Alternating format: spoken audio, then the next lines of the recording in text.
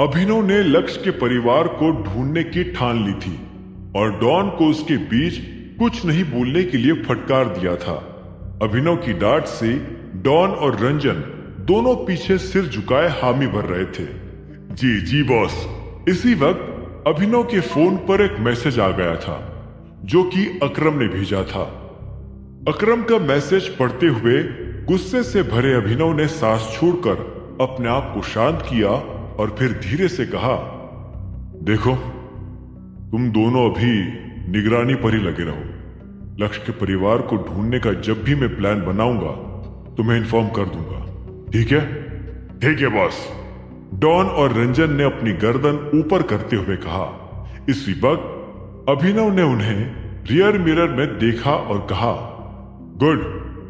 Don, उस हर्ष से बात करके उसे इस पिज्जा की सिचुएशन समझा दो और रंजन तुम उसे पिज्जा डिलीवर करवा दो। अभिनव के ऑर्डर देते ही दोनों ने एक साथ सिर हिलाया। यस बॉस, तुम दोनों अब जा सकते हो। रंजन और डॉन ने एक दूसरे की ओर देखा और फिर अपना अपना दरवाजा खोलकर वो बाहर निकल गए।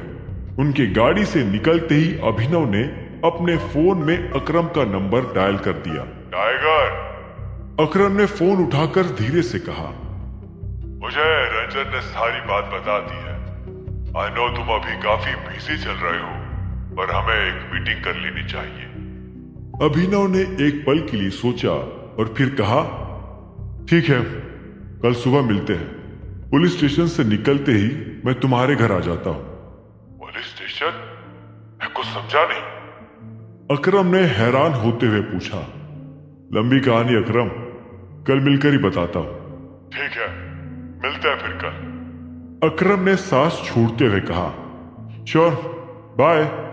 अभिनव ने तुरंत ही फोन काट के डैशबोर्ड पर रख दिया। गाड़ी चालू करके वो फिर से सिंह परिवार के घर की ओर चलने लगा था। गैरेज में गाड़ी पार्क करते हुए ही अभिनव को ना सिर्फ शरीर से बल्कि दिमाग से भी थकान महसूस हो रही थी। एक काम खत्म होने से पहले ही उसके सिर पर दूसरा काम तैयार रहता था और इस बार वो काम था लक्ष्य के परिवार को ढूंढ निकालने का। हालांकि इस बार अभिनव के लिए भी ये काम पेचीदा था क्योंकि इसमें पूरे परिवार की जान दांव पर लगी थी। अभिनव नहीं जानता था कि उस परिवार को कहां और कैसे हालातों में छिपा कर रखा है, इसीलिए एक छोटी सी गलती भी उनके लिए खतरनाक साबित हो सकती थी। घर के अंदर आकर अपने रूम में घुसते ही अभिनव को कुछ अजीब लगा। उसे महसूस हुआ कि आज पहली बार इतनी रात को अनन्या अपने कमरे में नहीं थी, और अगर वो अपने कमरे में नहीं थी इसका मतलब वो घर में और कहीं भी नहीं हो सकती थी। अनन्या, कहाँ तुम? अभिनव ने आवाज ऊंची करके पूछा। उसे लगा कि शायद अनन्या बाथरूम या बालकनी में हो, लेकिन जब उसे जवाब नहीं मिला तब उसने फोन निकालकर उसे कॉल कर दिया। घंटी बजती रही लेकिन अनन्या ने कॉल नहीं उठाया, जिस बात से अब अभिनव फ्रस्ट्रेट होता जा रहा था। वो उसे ढूंढने के लिए कमरे के बाहर जाने लगा, लेकिन कमरे का दरवाजा खोलते ही उसे अचानक अनन्या सामने से आती हुई दिखाई दी। तुम कहाँ थी? तुम कहाँ थे? अनन्या ने अभिनव के सवाल पर सवाल किया। पहले मैंने पूछा ना, तुम चल कर आ रही हो अंदर, मैं तो यही खड़ा था। अनन्या ने गुस्से से अंदर आते हुए जवाब दिया। मेरी मर्जी, मैं जिसके भी साथ थी, तुम्हें क्या? इस तरह से बर्ताव करना बंद कर दो जैसे हम दोनों असली शादीशुदा कपल्स हो। अभिनव ने उसे अंदर जाते हुए एक पल के लिए देखा और फिर आंखें छोटी करके पूछा, तुम फिर से उस चिराग के साथ थी? हाँ तो तुम्हारे साथ रहूं, पर टीचर जैसे? एक वो है जो रिंग लाकर देता है और एक तुम हो जो सिर्फ मुसीबतें लाकर देते हो। अनन्या ने खींचते हुए कहा। अभिनव समझ चुका था कि अनन्या के साथ फिर से मिलकर चिराग कुछ नई प्लानिंग कर रहा था, इसलिए अब वक्त था उसे भी जवाब देने का। सनी की अकल अभिनव ठिकाने लगा चुका था और अब बारी चिराग की थी। वो जल्द से जल्द देवेन की फाइल बंद करके चिराग की खोलना चाहता था। दूसरी ओर घबराए हुए देवेन ने भी दारू की बोतल खोल ली थी वो नशे में डूबकर अपनी तेज चल रही सांसों को काबू करना चाह रहा था, लेकिन जैसे ही वो बोतल को अपने मुंह के पास लाता, उसे फिर से आज जो कुछ भी हुआ उसका ख्याल आने लगता। उसे अभी भी विश्वास नहीं हो रहा था कि उसके इस कारनामे के बारे में टाइगर को पता चल चुका था। उसे लग रहा था कि अरबाज काफी पहुंचा हुआ आदमी था और वो ऐसा कुछ होने नहीं देगा। हालांकि अब देवेन को समझ आ गया था कि टाइगर से खतरनाक आदमी पूरे देश में कोई नहीं था। दारू को पीने के एक और नाकाम कोशिश के बाद देवेन ने बोतल साइड रखकर उस बैग की ओर देखा जो उसे रंजन देकर गया था। देवेन ने उसमें सारे पैसे गिन लिए थे, जिससे उसे पता चला कि असली नोट सिर्फ 35 करोड़ रुपए के ही थे और बाकी सारा पैसा पूरी तरह से नकली था। 35 करोड़ रुपए अपने आप में कोई छोटी रकम नहीं थी, लेकिन देवेन उससे ज्यादा लगभग 100 करोड़ के ख्वाब लिए बैठा था। सिर्फ 35 करोड़ रुपए देवेन की जरूरतें पूरी कर देते, लेकिन उसके मन को शांत नहीं, और इसी अशांति से उसे फिलहाल काफी गुस्सा भी आ रहा था। गुस्से में ही उसने एक बार और दारू की बोतल उठाई और एक घूंट में ही खाली करके उसे दीवार पर फेंक कर फोड़ दिया। बोतल की दीवार से टकराते ही हजारों टुकड़े हो गए। उन टुकड़ों को देखकर देवेन को एक पल के लिए तसल्ली जरूर मिली थी, लेकिन फिर उसका फोन बजने लगा। देवेन ये सोचकर एक पल के लिए घबरा गया कि कहीं ये फोन टाइगर का तो नहीं था, लेकिन वो असल में वैभवी का था। अरे यार, हट! देवेन वैभवी का नाम देखकर और चिढ़ने लगा था। भले ही उसने उसके साथ शादी करने का सोचा था और आज रात वो उसे बाहर भी ले जाने वाला था, लेकिन फिलहाल उसका दिमाग कुछ भी जवाब या बहाना देने की परिस्थिति में नहीं था। उसने गुस्से से वैभवी का फोन काटकर सोफे पर पटक दिया, लेकिन कुछ सेकंड्स में ही वो फिर से बजने लगा। नहीं यार, कम ऑन! देवेन फिर से वैभवी का नाम देखकर चीख पड़ा। वो अपना फोन गुस्से से तोड़ देना चाहता था ताकि कोई और उसे डिस्टर्ब ना करे। हालांकि फिर उसे ख्याल आया कि वैभवी का फोन ना उठाने पर वो उसके घर पर भी आ सकती थी।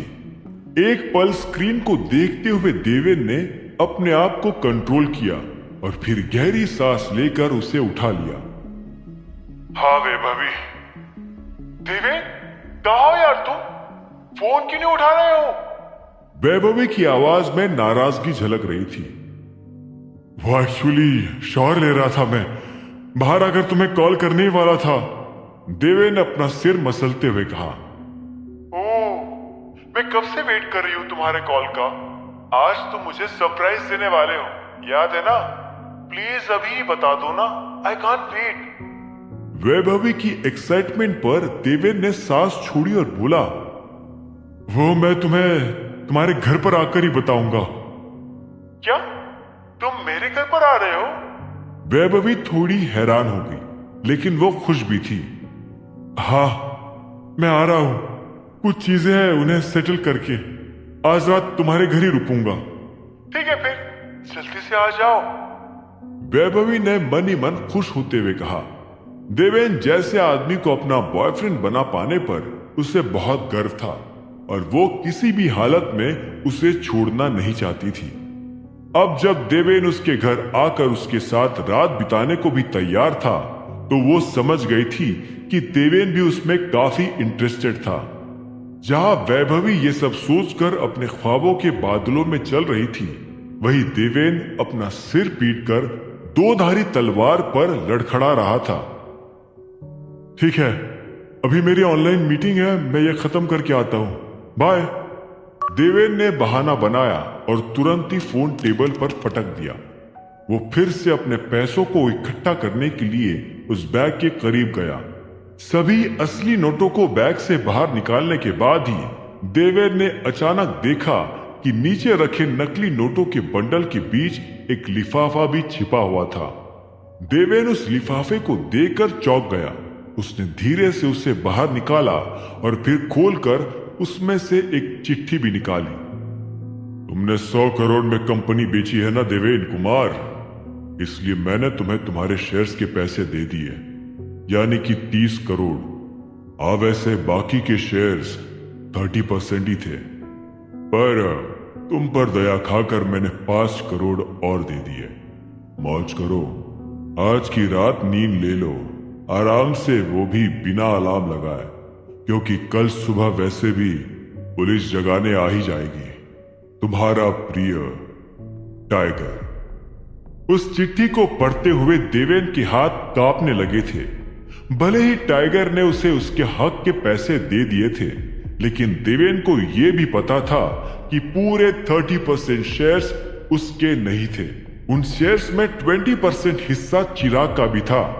देवेन ने पहले चिराग को भी उसके पैसे देने का सोचा था, लेकिन बैग में सिर्फ 35 करोड़ रुपए देखकर वो सारी उम्मीदें खो बैठा था। उसे ये डर था कि अब चिराग उसके पीछे ना पड़ जाए, और उससे भी ज्यादा डर फिलहाल उसे चिट्ठी में लिखी पुलिस वाली बात से था। पहले तो उसे ये धमकी सीरियस नहीं लग रही थी, लेकिन मीटिंग में अरबाज ने भी उससे यही कहा था। इनफैक्ट सिर्फ अरबाज ही नहीं, बल्कि देवेन ने ये धमकी किसी और से भी सुनी थी, और वो टाइगर नहीं था। कुछ सेकंड्स तक अपना सिर पकड़कर सोचने के बाद ही देवेन को एहसास हुआ कि पुलिस के नाम से उसे और किसने धमकाया था, और ये जानकर वो दंग भी रह गया था। वो और कोई नहीं बल्कि अभिनव ही था। अगर सिर्फ अभिनव जैसा फटीचर ये बात बोलकर जाता तो देवेन उसे रत्ती भर भी भाव नहीं देता, लेकिन अरबाज और टाइगर की ओर से भी वही सुनकर उसे दाल में कुछ काला लगने लगा था। उसे धीरे धीरे महसूस हो रहा था कि उन तीनों की ये एक ही बात कोइंसिडेंस नहीं हो सकती थी। कहीं ये अभिनव टाइगर की जान पहचान का तो नहीं? देवेन चाहे कितना भी नकार दे, लेकिन सब कुछ जान लेने के बाद ही उसके मन में यही सवाल घूमते जा रहा था। दिमाग पर जोर डालते हुए उसे यह सवाल का जवाब अब हां भी लगने लगा था, खासकर तब जब उसे आज अभिनव का बर्ताव याद आया। वो महसूस कर पा रहा था कि पिछली बार के मुकाबले आज अभिनव काफी ज्यादा कॉन्फिडेंटली और बहादुरी से बात कर रहा था। But how is this even possible? कहा वो टाइगर और कहा वो डिलीवरी वाला? देवेन अपना सिर पकड़कर चिल्लाए जा रहा था, और इसी वक्त दारू की टूटी हुई बोतल के टुकड़ों के बीच उसने पैर रख दिया। उसके पैर से तुरंत ही खून निकलना शुरू हो गया, और वो जमीन पर बैठकर दर्द में करहाने लगा। पैर में कांच के टुकड़ों से भी ज्यादा तकलीफ उसे ये सोचकर हो रही थी कि अभिनव का टाइगर के साथ क्या रिश्ता हो सकता था। उसे ये भी लगा कि क्योंकि उसने उस लड़के की हर दम बेइज्जती की और उसे गुंडों से पिटवाने की कोशिश भी करी, इसलिए वो पुलिस को भेजने की बात कर रहा था। हालांकि अगर वो टाइगर का करीबी है तो फिर उसे बदला लेने के लिए पुलिस की भी जरूरत नहीं थी। वो अकेले ही टाइगर की मदद से देवेन के चिथड़े उड़ा सकता था। अभिनव, साले कौन है तू? टाइगर का असिस्टेंट, दोस्त, भाई, आखिर है कौन? दर्द में चीखता हुआ देवेन अपने आप से ही सवाल किए जा रहा था। इससे पहले कि कल पुलिस उसको उठाकर ले जाती, उसे किसी भी तरह कोई डिसीजन लेकर बचना था। तभी उसे लगा कि उसे सनी को फोन करके पूरी सिचुएशन बता देनी चाहिए। वो चाहता था कि सनी भी जाने कि उसका वो फटीचर जीजा किस तरह से टाइगर से जुड़ा हुआ था। देवेन का दिमाग इस बात को स्वीकार कर चुका था, लेकिन उसका दिल अभी भी नहीं मान रहा था। हालांकि फिलहाल काम दिमाग से लेने का था। जैसे तैसे खड़े होते हुए देवेन को एहसास हो गया कि जिंदा बचने के लिए उसे आज रात ही देश छोड़कर जाना पड़ेगा, फिर चाहे वैभवी उसका इंतजार ही क्यों ना करती रह जाए। वो अपने जख्मी पैरों से टेबल पर फोन उठाने गया और हाँफते हुए सनी का नंबर डायल करने लगा। उसके अंदर फिलहाल गुस्सा और डर एक दूसरे से टकरा रहे थे। क्या देवेन सनी को अभिनव के बारे में बता पाएगा और सनी उसे मान लेगा। सनी का अभिनव के बारे में यह सच जानकर क्या रिएक्शन होगा? क्या अभिनव पुलिस की मदद से देवेन को गिरफ्तार करवा पाएगा या फिर देवेन शहर से भाग जाने में कामयाब हो जाएगा?